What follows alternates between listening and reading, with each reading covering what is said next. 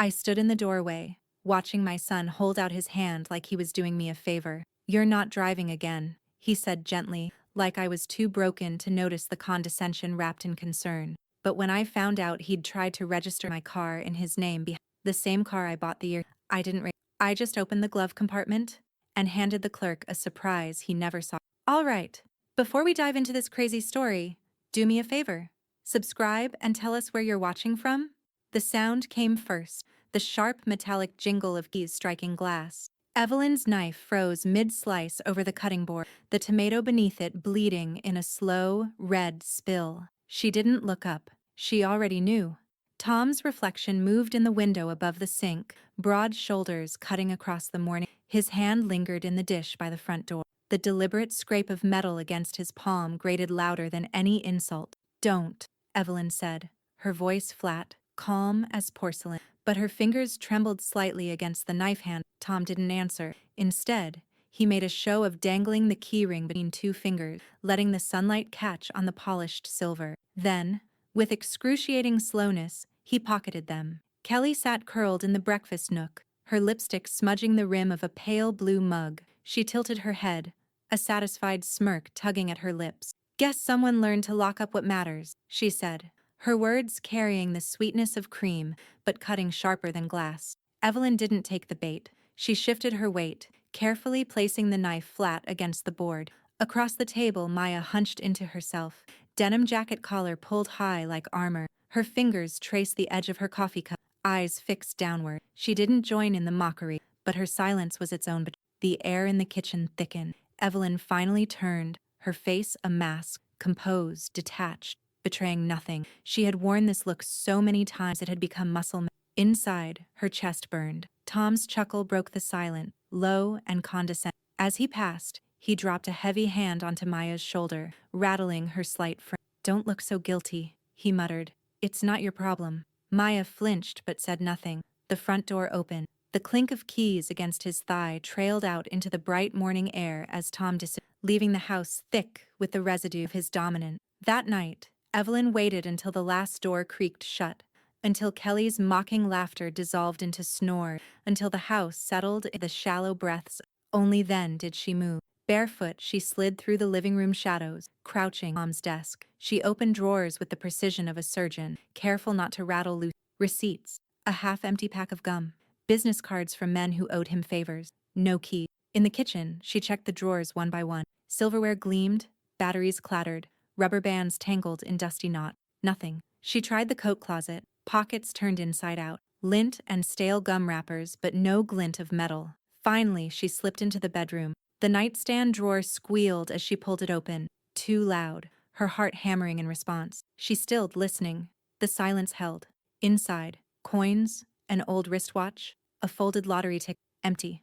Always empty. Evelyn sank back on her heels. Her breath escaped in a hiss, frustration sharp in her. Still, her face remained always calm. From beneath the dresser, she pulled free a small spiral notebook, its cardboard cover worn soft from. She flipped to a blank page, pressed pen to paper, and wrote slowly, each letter carved like a vow. "He thinks I'll give up." She paused, tapping the pen against the margin. A flicker of something hot, something dangerous, pulsed beneath her ribs. Her lips parted and she whispered into the stillness, the words carrying more weight than if she'd screamed them. "I don't surrender to arrogance." The notebook snapped shut. She tucked it back into its hiding place, her pulse steady now, her breathing controlled. She stood and drifted to the window, gazing out into the black stretch of. Somewhere in this house the keys were hidden. Somewhere. Tom was laughing at her search, but Evelyn's mouth curved into the faintest smile, cold and deliberate. He had no idea. She was already playing her next hand. The envelope looked harmless, buried in a week's worth of junk mail, a thin government seal, a window revealing her name, block letters from the Department of Motor Vehicles. Evelyn's hands hovered over it as if the paper might burn her. She glanced toward the hallway. Kelly's voice drifted faintly from upstairs, half-asleep curses at some late-night sitcom. Tom's footsteps hadn't sounded in an hour. The weight of his presence had retreated into silence. She slid a paring knife under the flap and eased the letter open, careful not to tear the edges. Her pulse quickened with every rustle. The words hit like a slap. Notification of title transfer request. Vehicle. Her car. Filed under Tom R. Kellerman. Date. last week. Her grip tightened. The paper quivered in her hand, but she kept her face still. Calm. Always calm. Inside, her heart hammered hard enough to split bone. A shadow fell over the doorway. Maya lingered there, thin frame caught in the— "What is it?" she asked, her voice small, uncertain. Evelyn turned the page slowly, like revealing a magic trick. She handed it over. Maya's eyes flicked across the line, her mouth parting in shock. A small gasp slipped out before she could stop it. He's trying to take your car," Maya whispered, holding the paper like it might explode. Evelyn took it back, folded it neatly, and slipped it into her apron pocket. "He's trying to take everything," she said even, "but he doesn't understand. I keep records too." Maya's brow furrowed, lips pressing together like she wanted to, but she dropped her gaze, backing away, denim jacket brushing against the doorframe. The next morning, Evelyn blended into the crowd at the DMV, her plain cardigan and slacks chosen deliberately to erase her. She stood in line among teenagers eager for their licenses and men tapping phones impatiently, her letter folded in her purse like contraband. The fluorescent lights buzzed overhead, cold and relentless. She forced her breath into steady rhythm, reminding herself she belonged here. She had every right. When her number was called, she approached the counter where a middle-aged clerk with sandy hair and tired eyes, his badge read, "Daniel Ross. What can I help you with today?" His voice was courteous, but there was an undercurrent of weariness, someone who'd seen too many complaints, too many paper trails. Evelyn slid the letter across the counter. "I received this. I never filed for a transfer." Daniel scanned it, his brows drawing together. He tapped at his keyboard, the keys clacking in an uneven rhythm. The screen's glow reflected in his glasses, pale blue against his lined face. "According to our system," he murmured, "this was filed in person, by Tom Keller." Evelyn's pulse leapt. She kept her expression new, tilting her head slightly. "In person?" Daniel nodded slowly, his eyes narrowing as he leaned closer to the screen. "Something's off, though. The signature doesn't match the one we have on file, and—" He stopped, frowning deeper. "The date of submission doesn't line up with when the forms were logged." He printed out a copy, sliding it toward her. "See this?" he asked, tapping at a faint discrepancy where ink bled differently on the page. Evelyn studied it, her composure a thin veil over the satisfaction curling in her chest. Careless, sloppy. Daniel lowered his voice, his gaze meeting hers with a weight that suggested he knew exactly what he was pointing out and what he wasn't allowed to say outright. "Forgery leaves footprint," he whispered. The words sank into Evelyn like fuel poured onto coals. She folded the paper carefully, slipping it into her purse. "Thank you," she said, her voice steady. But inside, her thoughts raced. This was evidence, not just suspicion. As she turned to leave, Daniel's eyes followed her, as though he knew this was more than a paperwork. Back in her car, Evelyn gripped the steering wheel, staring at the envelope on the passenger. The plastic sheen of the DMV windowed letter caught the sunlight, mocking her with its official weight. Tom wasn't just playing games with keys anymore. He was erasing her, piece by piece, in places where the world wouldn't think to look. But he'd left a footprint, and Evelyn had just found the trail. Her lips curved into that same faint, dangerous smile she'd worn in the quiet of her bedroom. This wasn't over, not by a long shot. Daniel slid the form across the counter as if it were evidence in a trial that hadn't started yet. The fluorescent bulbs above hummed, washing the page in pale light, the black ink heavy and uneven where the pen had pressed too hard. "There," he said quietly, his fingertip landing on the line where her name was. Evelyn leaned closer, her eyes narrowing on the scrawl. At first glance, it carried her initials, the broad loops of her E and W. But the rhythm betrayed it. The strokes rushed, jerky, lacking the even pressure of her own hand. She had signed her name 1,000 times across mortgages, checks, school paper. She knew her penmanship the way she knew the sound of her own breath. This was wrong, and yet she didn't flinch. Her eyes didn't widen, her lips didn't part. She absorbed it with the same calm she had honed over years of surviving Tom's game. "Sloppy," she murmured, the word dry, dismissive. A faint click cracked the silence behind her. Maya, standing just beyond Daniel's line of sight, lowered her phone quickly, denim sleeve concealing the glow of the— She had captured the forged signature, storing it away. Her gaze darted nervously toward Evelyn, searching for approval, for permission. Evelyn gave her nothing, no nod, no flicker of expression, only silent. Daniel studied her reaction, brows lifting slightly as though he expected panic, maybe even tears. Instead, he found a woman carved out of stone. You understand what this means? He asked carefully. I understand, Evelyn replied. He hesitated. The sound of numbers being called over the intercom filled the brief pause. Then, leaning forward so the words belonged only to them, he said, if you don't fight this, he'll win on paper. Once that happened, it doesn't matter what's true. The system believes what's filed.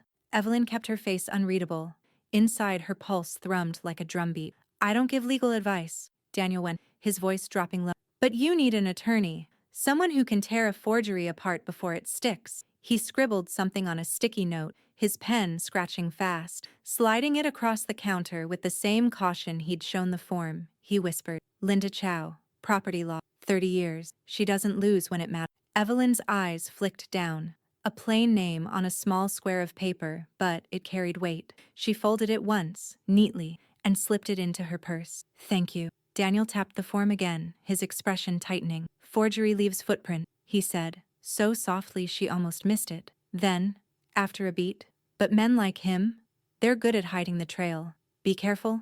At home, the documents pressed against her side like a secret no one else could carry. She climbed the stairs with her usual steady pace, footsteps muffled on the carpet runner. From below came the sharp edge of Kelly's laugh, brittle and mocking, followed by Tom's baritone rumble, their voices tangled like barbed wire. She closed her bedroom door and turned the lock with a quiet click. Crossing to the dresser, she pulled open the bottom drawer, lifting out a stack of folded sweaters. Beneath them rested a plain black binder. It was heavier than it looked. Evelyn carried it to the bed and laid it open. Inside, rows of plastic sleeves gleamed under the soft lamplight.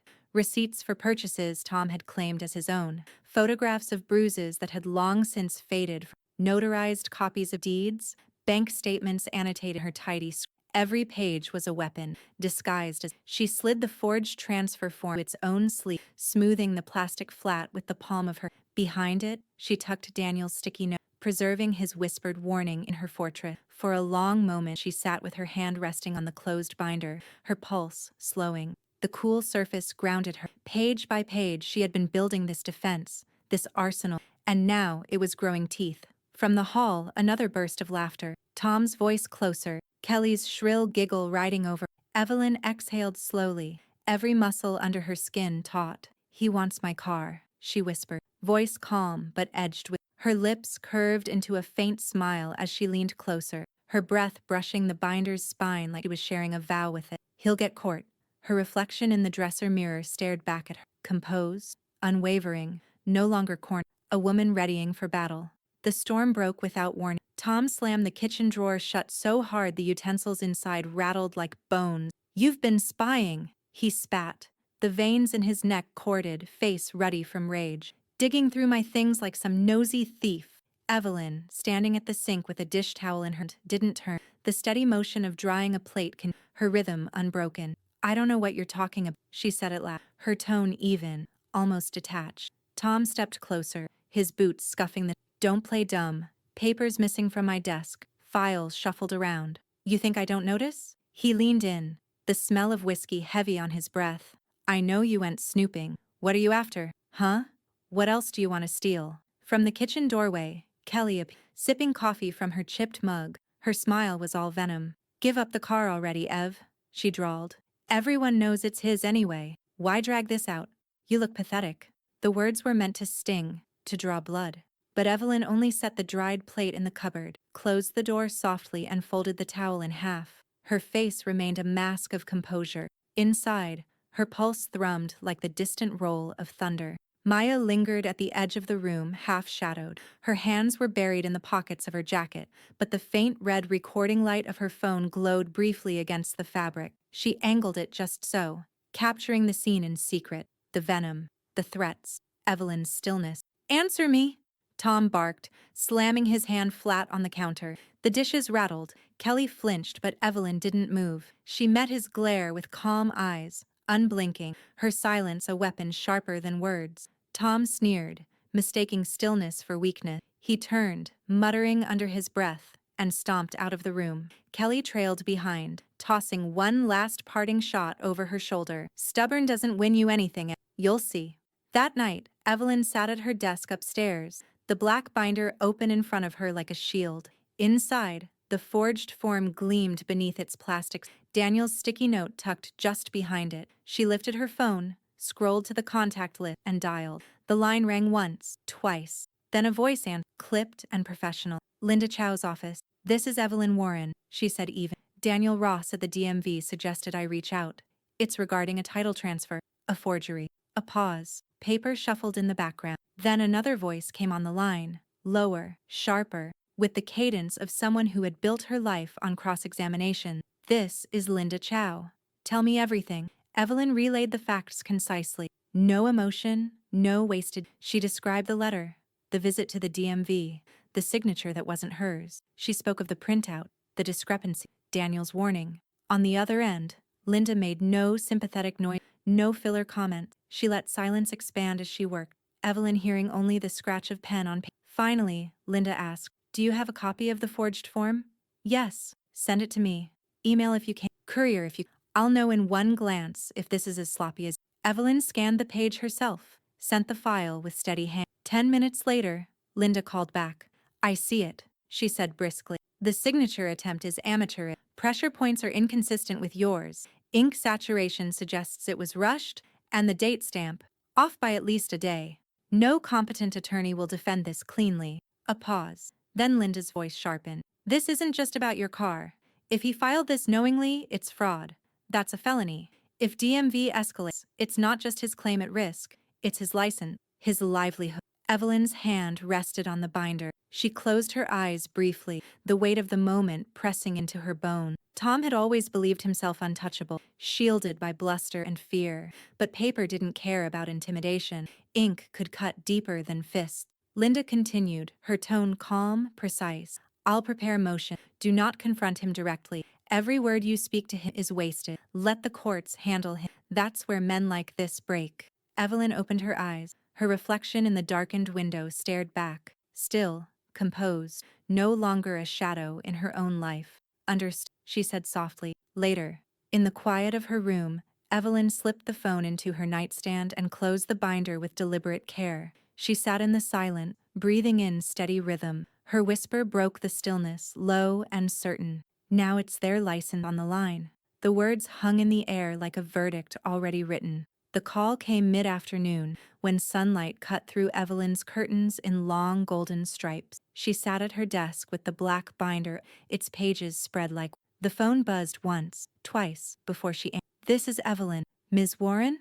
The voice was brisk, male, with a clipped precision that suggested law enforcement. Detective Hale, Financial Crimes Division. Linda Chow gave me your name. She thought you should hear this directly. Evelyn closed the binder, resting her hand flat across its. I'm listening. We pulled DMV records connected to Tom Kellerman, Hale continued. It isn't just your vehicle. He's filed multiple registrations under varying signatures, some with phantom cosign. At least 3 vehicles are mortgaged under fraudulent paperwork. Different addresses, different backers, but the trail points back to him. Evelyn's eyes flicked to the window. Outside, the maple branches swayed gently. She nodded once, though Hale couldn't see. How sloppy. Sloppy enough that even a first-year clerk should have caught it, Hale said grimly. But it seems he's been doing this for years. Small amounts first, nothing flashy, then bigger. By the time he tried to transfer your car, the system flagged the irregularities. A chill settled over the room, but Evelyn's voice held steady. And Kelly? There was a pause, the shuffle of papers on the other end. Then Hale's voice dropped lower. Her signature appears as a cosigner on 2 of the fraudulent loans. Same handwriting irregularities, same false addresses. Whether she knew what she was signing, that's another question. But she's implicated. Evelyn's lips pressed into a thin line. Kelly's mocking laughter from nights past echoed in her memory. The taunts about the car, the gleeful cruelty. Now the venom had a paper trail. That evening, Linda spread a series of documents across her office conference. The wood surface disappeared beneath stacks of loan application, DMV form, notarized. Evelyn sat across from her, binder resting on her lap, posture erect. Beside her, Maya perched on the edge of her phone clutched tightly in her hand, eyes darting across the mess of paper. Here, Linda said, tapping a red folder. 2009 Ford pickup, registered under a false address. Supposed cosigner listed as a Mark Davies. No such person exists. Then here, She slid another file forward. 2011 Chevy Tahoe, mortgaged under Kelly's name, but the signatures don't match across the pages. She either signed under duress, or someone else forged her participation. Maya's mouth fell open. This is huge. He's been doing this for years? Linda didn't look up. Her pen scratched notes along the margin of a printout, arrows linking dates and names, neat timeline. Pattern of fraud. Escalation over time, culminating in the attempted theft of your vehicle. That attempt exposed the rest. Maya shook her head, whispering, I thought it was just about you. Just the car. Evelyn placed a hand lightly over her binder. It was never just about the car. Her tone was calm, sharper than she had known Tom's hunger when control wasn't satisfied with small victory. He had been building an empire of theft, brick by fraudulent brick. Linda pushed the last file toward her. If Hale pursues this, it's not just a civil dispute anymore. It's criminal fraud. He'll be facing charges that don't end with a fine. We're talking prison. The word settled like a stone dropped in deep water. Maya glanced at Evelyn, expecting shock, outrage, maybe relief. Evelyn's face betrayed none of it. Her eyes studied the papers the way a surgeon studies an X-ray, measuring, dissecting, calculating. He wanted my car, Evelyn whispered, almost to herself. Then, louder, with cold certainty, but he sold his freedom. The courtroom smelled faintly of dust and varnish, a place where time lingered in the wood paneling. Evelyn sat at the respondent's table, hands folded neatly on her lap, her black binder resting. She wore no jewelry, no makeup beyond what softened her features, nothing for Tom's attorney to twist into vanity or arrogance. Across the aisle, Tom loomed in his chair, red-faced and restless, his tie pulled too tight around his thick neck. Kelly sat just behind him, lips pressed into a smug smile, as though the outcome was already certain. The bailiff called the case. Tom's attorney rose, smoothing his suit jacket. Your Honor, we are here today on a petition for guardianship. Mr. Kellerman believes Ms. Warren is no longer a safe or competent driver. Her vehicle should be transferred to his care, both for her safety and the community's. Tom leaned forward, nodding vigorously. She can't be trusted behind the wheel, he added loudly, ignoring protocol. She's reckless. She's unstable.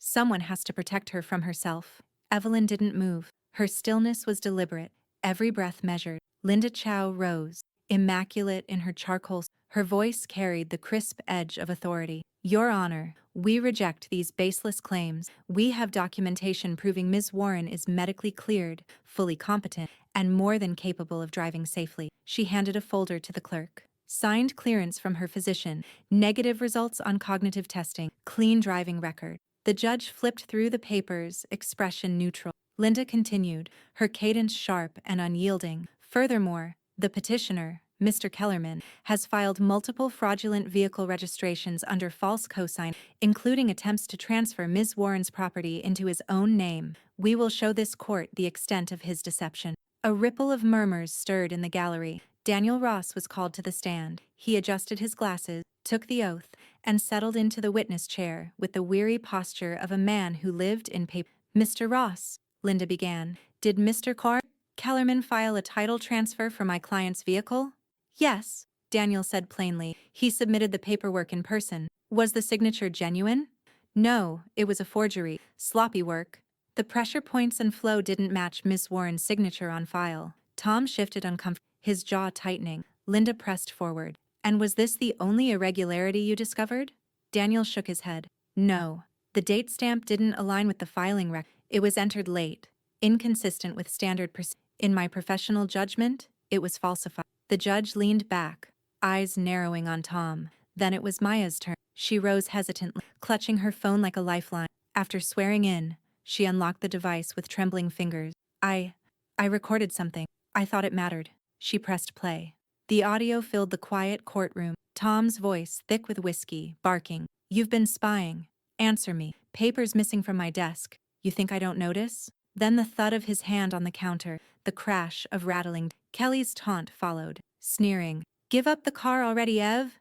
Everyone knows it's his. When the recording ended, silence lingered. Tom's attorney shifted, fumbling with his notes. Kelly looked pale for the first time, lips pressed tight, eyes darting to the floor. Finally, Detective Hale took the stand. His badge glinted under the fluorescent lights. Our office has confirmed Mr. Kellerman is connected to multiple fraudulent registrations and loans, some under fabricated cosign, others implicating Ms. Kelly. We are actively investigating. Charges are forthcoming. The judge turned, gaze sharp as glass. Mr. Kellerman, you petitioned for guardianship while under investigation for fraud?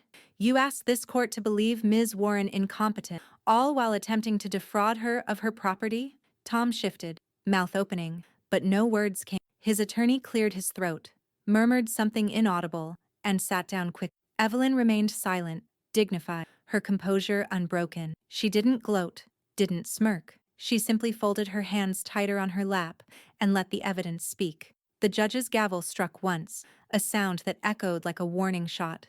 This court is unimpressed. The office smelled faintly of coffee and old carpet, the kind of place where numbers lived and secrets unraveled. A single desk lamp illuminated the stacks of paper spread across the conference. Evelyn sat at one end, her black binder at her side, spine straight, hands folded neatly. Across from her, the forensic accountant, Michael Trent, gray-haired, wire-rimmed glasses perched low on his nose, adjusted a ledger, and began. Ms. Warren, he said, his voice matter-of-fact, what we've uncovered goes beyond simple mistakes. Mr. Kellerman has been moving money through multiple accounts, often using short-term loans to mask long-term debt. It's a shell game, and the shells are collapsing. He flipped a page. Rows of numbers glared back, each one a nail in Tom's financial coffin. Credit card balances maxed, mortgage payments months behind, 2 vehicle loans in default. And here, he tapped a highlighted line. Luxury purchases routed through joint accounts Kelly accessed, jewelry, designer clothes, vacations paid in cash. Maya, sitting beside Evelyn, leaned forward, eyes wide. She bought all that? With money they didn't have?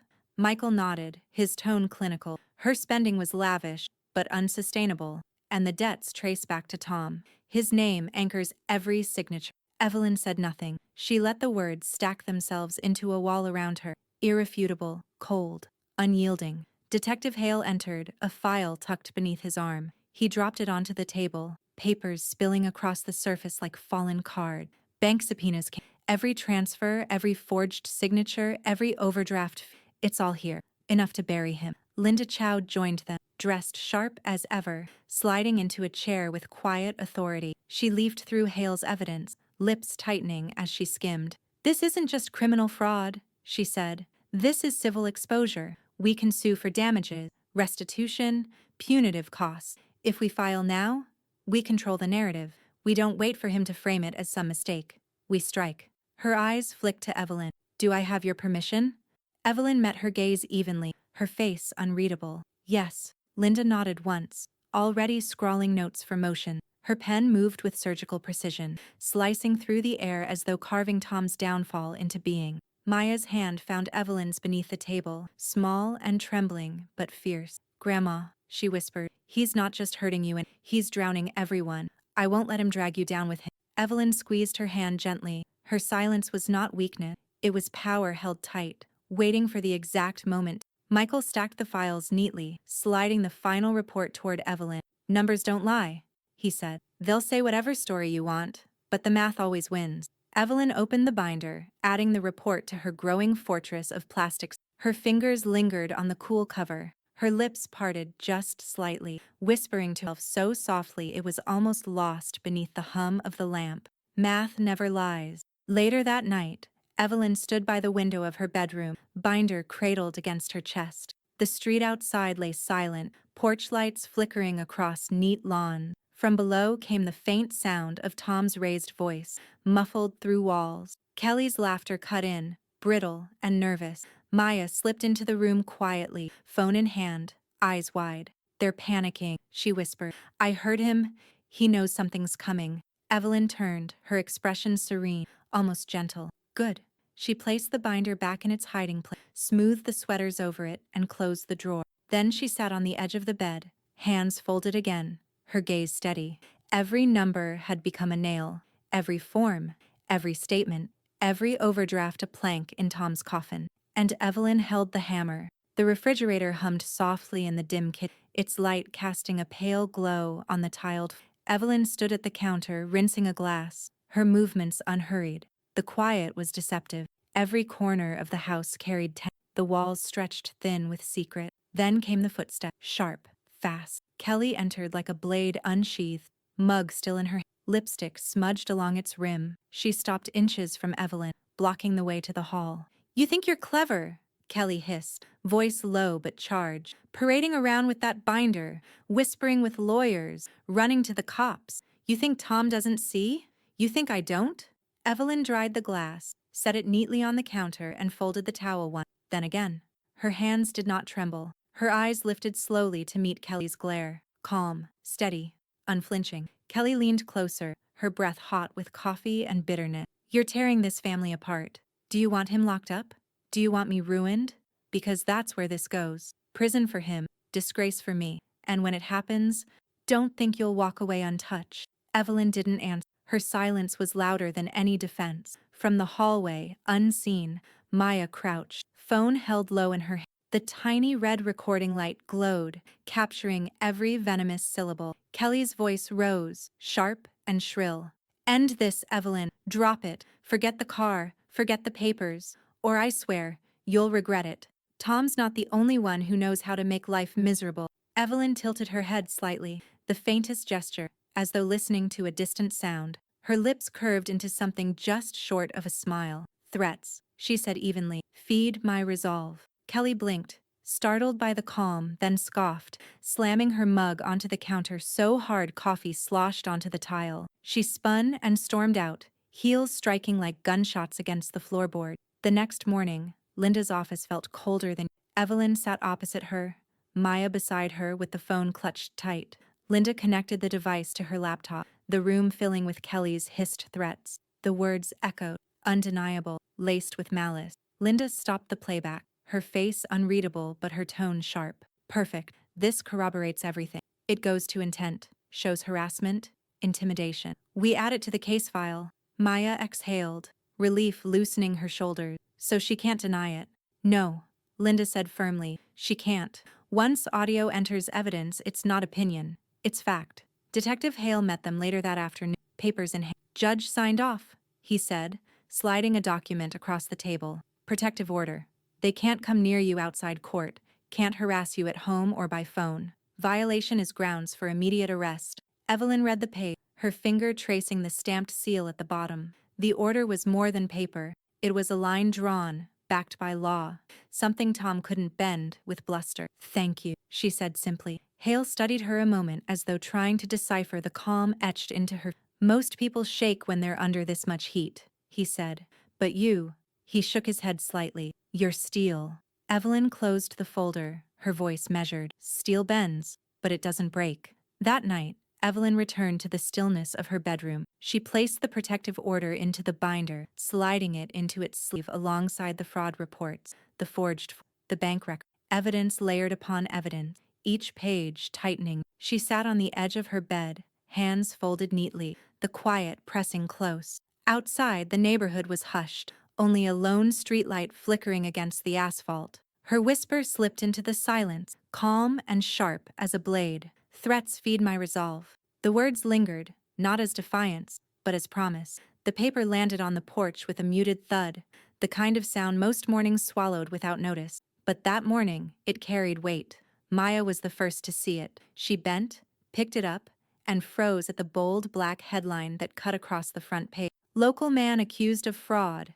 Elder exploitation probe underway." Beneath, a smaller subheading, "Whistleblower evidence reveals forged document, financial manipulation." Maya's chest tightened. She carried the paper into the kitchen, unfolding it with care as Evelyn poured her morning coffee. She whispered, sliding the paper. Evelyn's eyes moved over the words slowly. The article detailed everything: the fraudulent vehicle, the falsified signature, the guardianship. Her name appeared only mentioned respectfully as the respondent, Evelyn, but the weight of her was everywhere. Community voices filled the column. A neighbor quoted about how Evelyn had always driven carefully, always carried herself with dignity, a former coworker recalling her integrity. Even Daniel Ross, in carefully measured words, confirmed irregularities in filings without breaching confidentiality. Evelyn folded the paper once, set it aside, and sipped her coffee. Her expression didn't change, but Maya saw the faintest softening around her eyes. like a burden had shifted, just slightly, from her shoulders.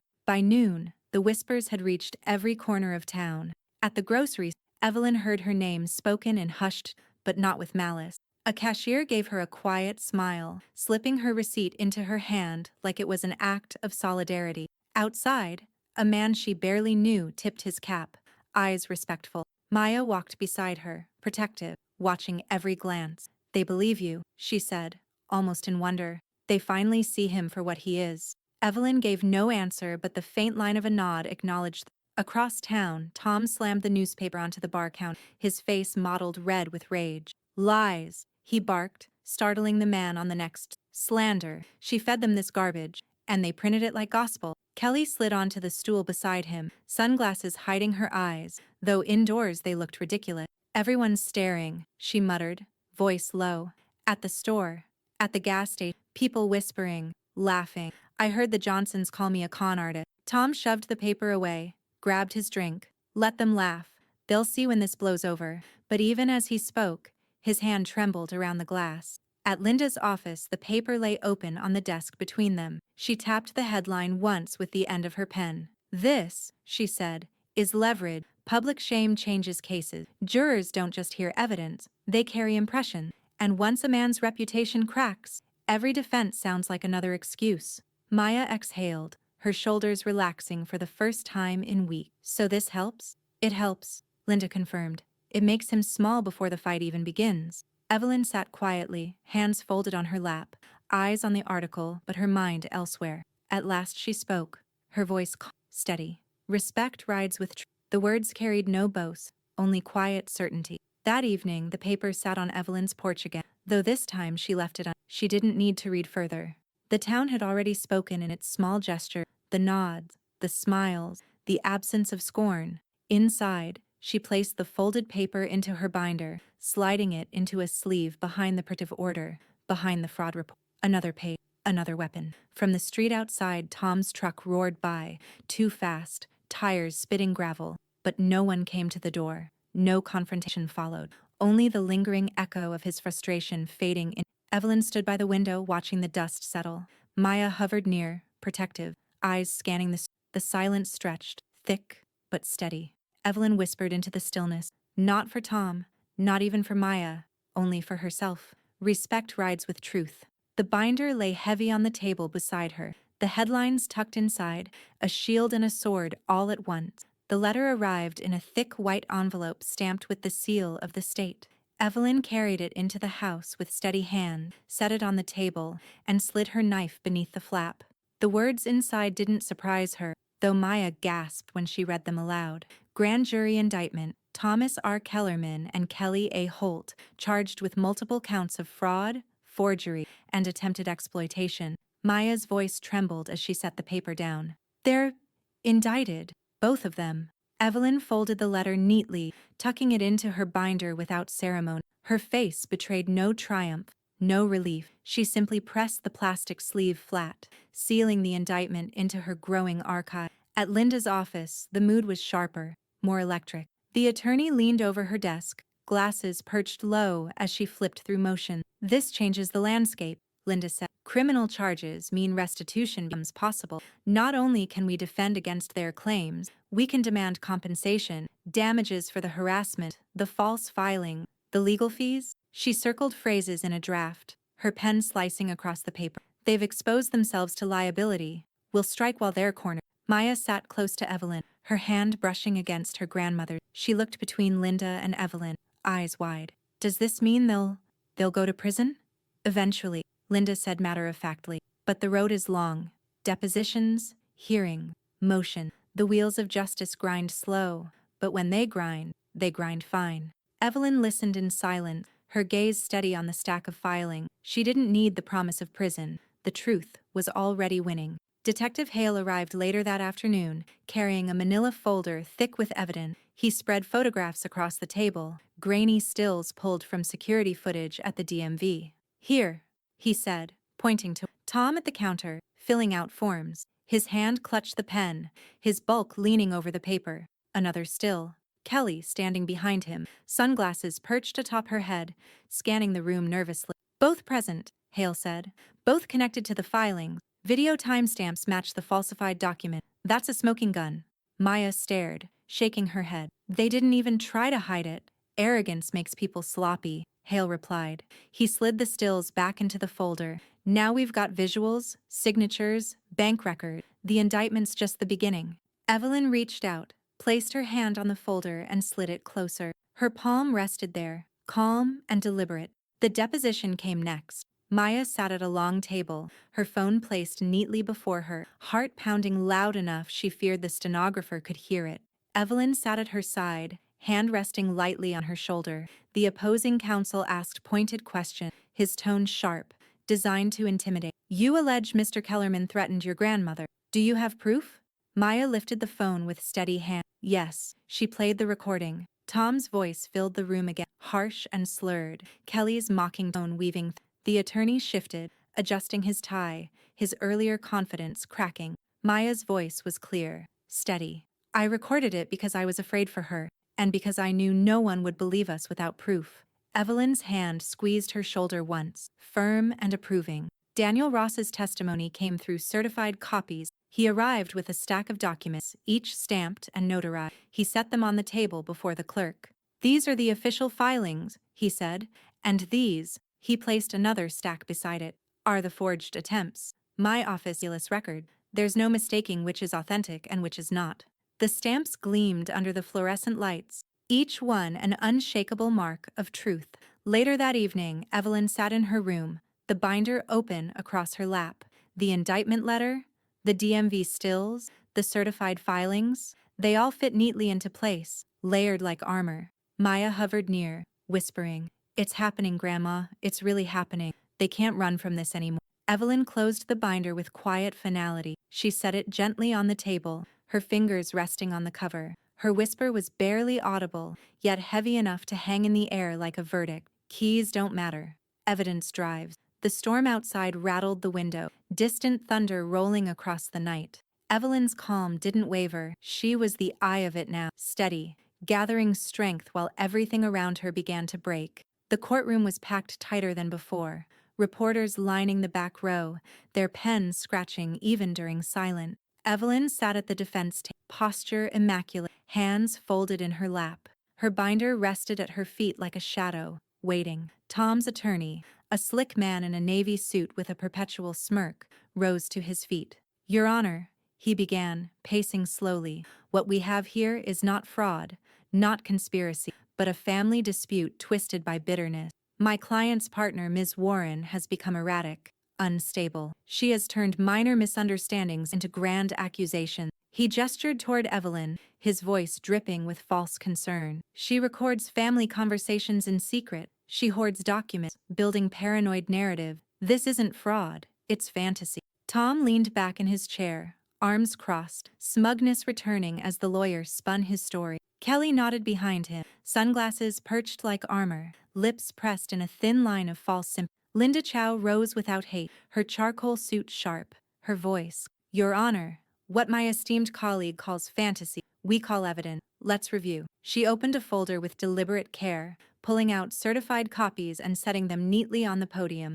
Official DMV filing, forged signature, video footage placing both Mr. Kellerman and Ms. Holt at the counter, certified by Daniel Ross, the supervising. She tapped the papers once, crisp and final. That is not paranoia, that is proof. The judge's gaze flicked to the document, then back to Tom's attorney, unimpressed. Linda continued, voice even, almost serene. And the recordings? Not protection. Protection against threats that no one believed until they were played aloud in this very courtroom. She turned, nodded toward Maya. Maya stood, her hands trembling at first as she swore in, but her voice steadied as she faced the court. I recorded because I was scared for her, she said. Tom shouted, slammed thing. Kelly mocked her. I knew if I didn't record it, people would say we were lying. I was protecting my grandmother. Her chin lifted, eyes glistening but unwavering, and I'd do it again. A murmur rippled through the gallery. Even one of the reporters lowered his pen, watching her with something close to admiration. Linda let the silence hold, then called Hale to the stand. Detective Hale's badge caught the fluorescent light as he took his seat. His voice was steady. No theatric. Our office confirmed multiple fraudulent registrations linked to Mr. Kellerman, repeated falsifications, false cosigners, loans taken under fabricated names. Ms. Holt's name appears on 2 fraudulent filings. This is not an isolated mistake. This is a pattern. The words hung heavy, undeniable. Finally, Linda called Daniel Ross. He carried a stack of documents, placing them on the clerk's desk before taking his oath. These are certified copies of all filings, Daniel said. He adjusted his glasses, his tone precise. These are genuine, verified. And these, he lifted another stack, are the falsified ones. The signatures don't match. The dates don't align. It's not just obvious, it's amateur. Tom shifted in his chair, face flushing deep red. Kelly stared at the floor, her sunglasses unable to hide the tremor in her. Judge Webb leaned back, her fingers steepled beneath her chin. Her eyes scanned the evidence laid before her, then drifted toward Evelyn. Evelyn hadn't moved once. She sat still, her hands folded, her breathing steady, her gaze calm. Not triumphant, not angry, simply steady. The judge's gavel struck once, the sound sharp as a crack of lightning. "This court is unimpressed with theatrics," she said flatly. Her eyes landed on Tom's attorney, who shifted uncomfortably. "Evidence, not insult, drives justice." The room fell silent. Evelyn's face softened just enough for Maya, a glint of quiet satisfaction, a storm contained behind calm eye. The courtroom buzzed with low murmurs until the bailiff's call brought silence. The jurors filed into their box, eyes curious, some stern, all watchful. Reporters hunched with pens poised, cameras barred but their presence undeniable. Evelyn sat at the defense table, posture immaculate, her binder resting at her feet like an anchor. Across from her, Tom adjusted his tie with jerky hand, sweat darkening the fabric at his collar. Kelly sat rigid behind him, face pale beneath her makeup, sunglasses gone, eyes naked to scrutiny. The prosecutor rose, her tone crisp, unflinching. "Ladies and gentlemen of the jury, this case is about fraud. It is about forgery. It is about a calculated attempt to strip a woman of her property and dignity. We will show you documents falsified, signatures forged, and threats made in desperation. We will show you the trail of deceit Mr. Kellerman and Ms. Holt left behind. And when you have seen the evidence, the conclusion will be unavoidable." She let the silence hold a moment, then returned to her seat. Linda Chow stood next, calm and sharp as glass. She carried a slim folder to the evidence stand, removing the first set of forms. "Exhibit A," she announced, sliding them toward the clerk. "DMV transfer forms, submitted in Tom Kellerman's hand. This signature," she pointed, her voice measured, "purports to be Evelyn Warren's, but it is not. Certified by Daniel Ross, DMV supervising clerk. The original signature and the forgery will be displayed side by side for the jury." The clerk held them up.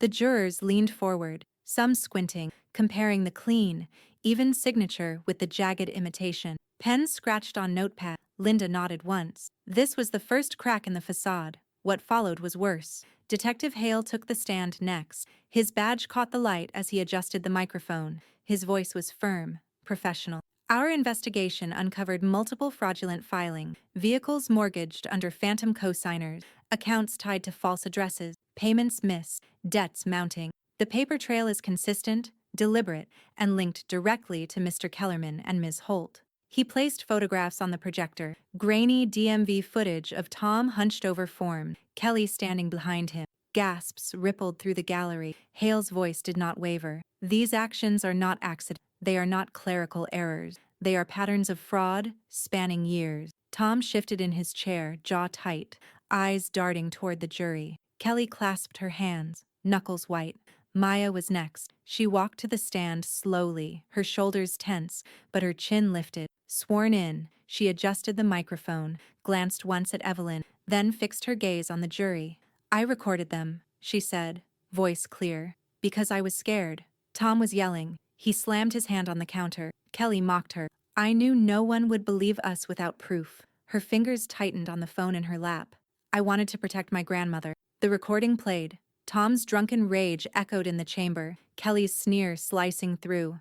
The jury's faces hardened. One woman shook her head, lips pressed thin. A man scribbled furiously in his notebook. Maya's voice, though soft, carried conviction. "I did what I had to do, and I'd do it again." Linda let the silence hang before nodding. No further question. Kelly was called to the stand on cross-examination. At first, she sat stiff, answers clipped. Did you sign these documents? Linda asked, placing a loan application before her. Kelly's lips tightened. I don't remember. Linda raised a brow. Then why does your name appear here, and here, and again, here? Kelly's hands trembled slightly as she adjusted the paper. I thought Tom handled it. Handled it, Linda repeated, her tone neutral. So you lent your name, your signature, to documents you didn't read, or?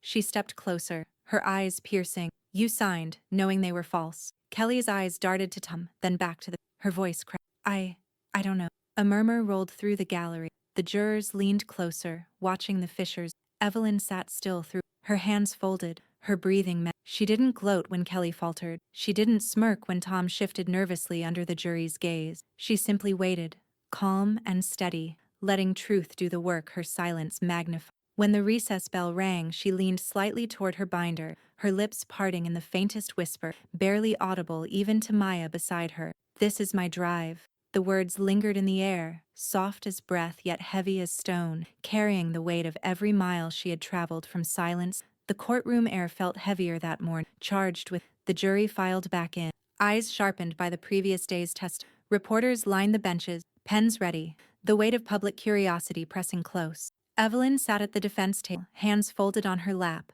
her binder resting by her. Her face was calm, unreadable, though inside every muscle coiled with quiet certainty. Judge Webb glanced toward the clerk. Call the next witness. The bailiff's voice carried. Daniel Ross, DMV supervising. Daniel walked to the stand with measured steps, his glasses catching the light. He swore in, then set a thick folder on the table beside him. His demeanor was precise, the gravity of his role unmistakable. Linda rose. Mr. Ross, would you please identify the document you brought with you today? Daniel opened the folder, sliding a single sheet into the light. The paper was crisp, edges worn faintly from years of storage. The courtroom seemed to lean toward it. This, Daniel said, his tone steady, is the original vehicle title for a 2014 Toyota Camry, registered under Ms. Evelyn Warren, sole legal owner, signed, dated, and sealed at issuance. This document has remained in DMV archives since registration. Gasps rippled through the gallery. Tom stiffened in his seat, his jaw clenching, color draining from his face. Kelly's hands fidgeted in her lap, eyes fixed downward. Linda stepped closer. To be clear, Mr. Ross, does this document bear any co-signers? Any secondary ownership under Mr. Kellerman? Daniel shook his head firmly. None.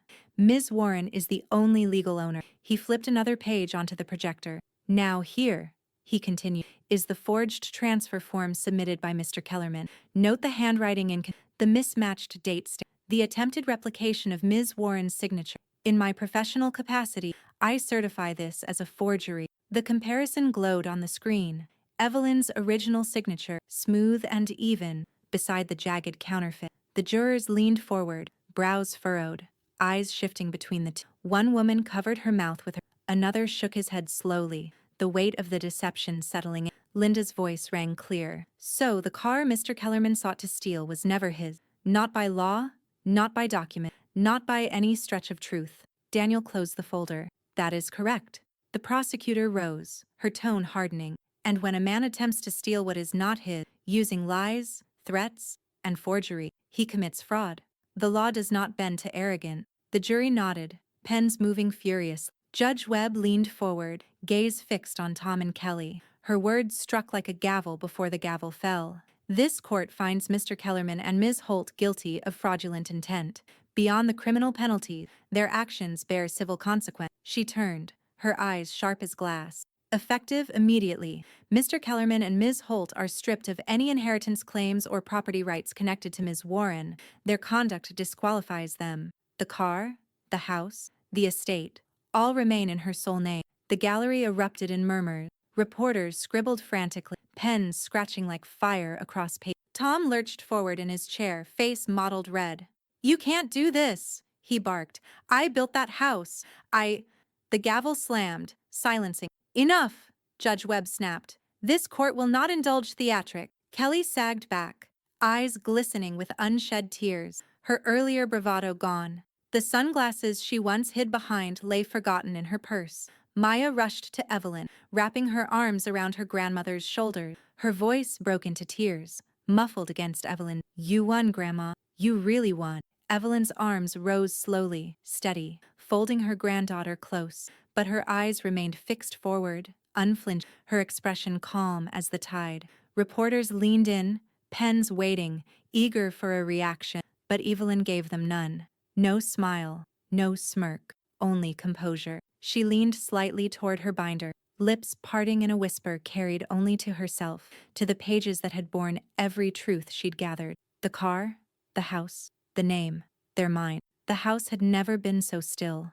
No boots pounding the hallway, no laughter sharp with malice, just the hum of the refrigerator and the faint rustle of curtains in the evening breeze. Evelyn set her purse on the counter and inhaled, slow and steady. For the first time in months, the air didn't feel hostile, it was simply home. From the kitchen, the sound of chopping carried, a knife rhythmically striking the cutting board. Maya stood at the counter, sleeves rolled up, apron slightly askew. She looked younger there, humming softly to herself as she stirred onions in a skillet, steam rising in curls. When she noticed Evelyn in the doorway, she smiled, genuine, unguarded.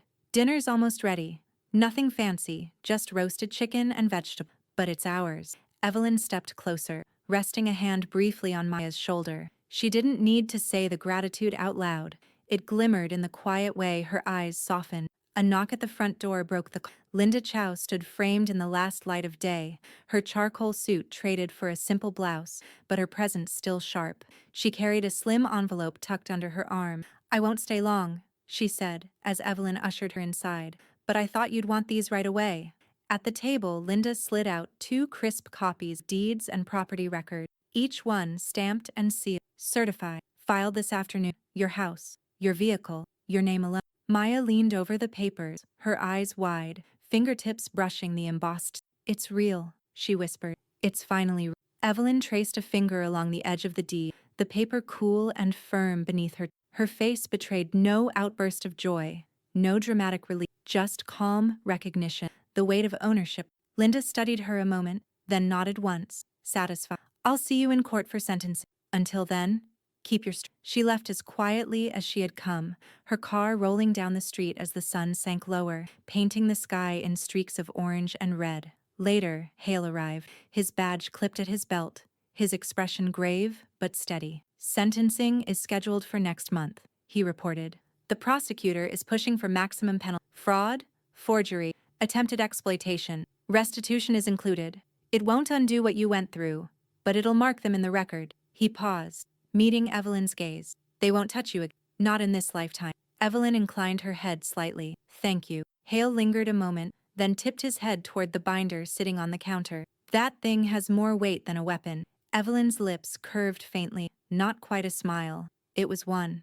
When the house was quiet again, Evelyn carried the binder upstairs. She opened the bottom drawer of her dresser, pushed aside sweaters, and revealed a small safe, its black metal glinting faintly in the lamplight. She entered the code with steady fingers, the lock clicking open. Page by page she placed the binder in, the forged forms, the recording, the subpoenas, the deed. Each one laid flat like bricks in a fortress. Then she closed the cover, lowered it gently, and shut the safe door with a final, firm spin of the lock. For the first time, the evidence was no longer a weapon she had to carry. It was secured, sealed, its work already done. Evelyn moved to the window, the sunset casting a golden wash across the driveway. The Camry sat, gleaming softly in the fading light, no longer a pawn in someone else's game, but simply hers. Maya appeared beside her, wiping flour from her hair, the scent of roasted chicken filling the room. She leaned lightly against her grandmother's arm. "It's yours," she murmured.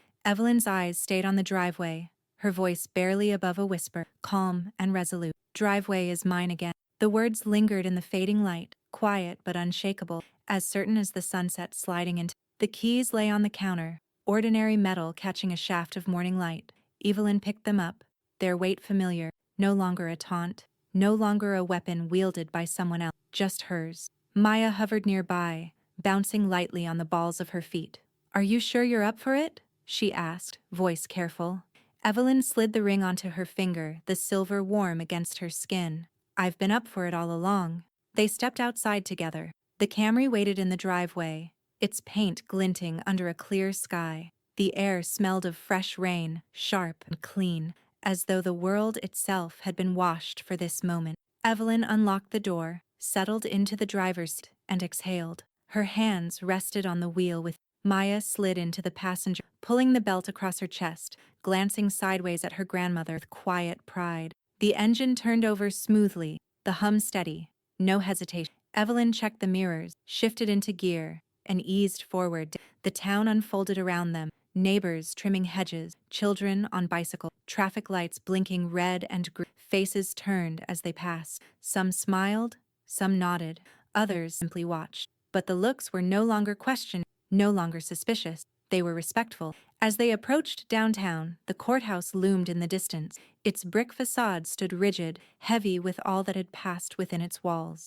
Evelyn slowed, her eyes flicking briefly toward it. She didn't tense, she didn't flinch. She drove past at a steady pace, her chin lifted, free. Maya leaned closer, her voice hushed. Feels different, doesn't it? Evelyn's eyes stayed forward. It feels honest. The road climbed as they left the town behind. Trees lined the highway, leaves shimmering in the sunlight. The hum of the tires against asphalt blended with the rhythm of Evelyn's breath, slow, steady, measured. At a scenic overlook, she pulled to the side, guiding the car into a parking space with practiced ease. They stepped out together, the wind tugging gently at their clothes. Below, the valley stretched wide, rolling fields, rooftops glinting in the distance, a ribbon of road winding endlessly ahead. Evelyn braced her hands on the railing, closed her eyes, and drew a deep breath. The air tasted clean, untainted by fear or doubt. For the first time in months, she inhaled without weight pressing against her chest.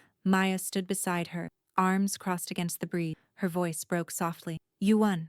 Evelyn, for once, the calm mask did just enough for a smile, subtle but certain, to crease her. "We won." Maya's eyes glistened, and she leaned into her grandmother's side, resting her head briefly against Evelyn's shoulder. Back in the car, the descent felt easier, gravity carrying them gently home. Evelyn's grip on the wheel was firm but relaxed, her knuckles no longer taut with strain. She rolled down the window, letting the wind wash over her. Maya tilted her face into the breeze, hair whipping across her cheeks, laughter spilling out in quick, unguarded bursts. Evelyn let it linger in the cabin, a soundtrack of victory more powerful than any gavel. As the driveway came into view once more, Evelyn slowed, turning smoothly into the space. The tires crunched softly over gravel. The car settled. Silence filled the moment, deep and steady. She shut off the engine. Her hand lingered on the key, then released them, letting them rest quiet in the ignition. Her whisper came then, low and certain, carrying into the stillness like a vow renewed. "The road is mine."